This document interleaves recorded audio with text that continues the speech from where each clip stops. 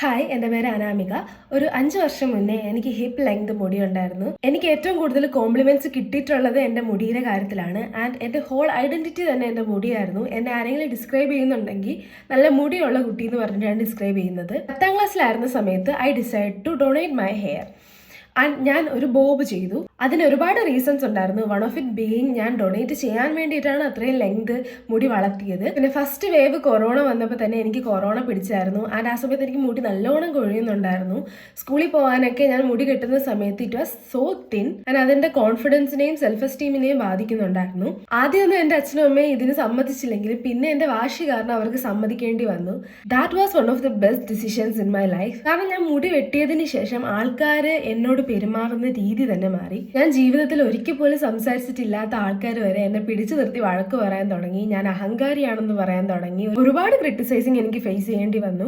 ഓരോ ആൾക്കാരുടെയും മനസ്സിൽ നമ്മളെ കുറിച്ച് ഒരു നരേറ്റീവ് ഉണ്ടായിരിക്കും. അത് മാറുമ്പോൾ എല്ലാവർക്കും അങ്ങനെ പെട്ടെന്ന് അക്സെപ്റ്റ് ചെയ്യാൻ പറ്റണമെന്നില്ല.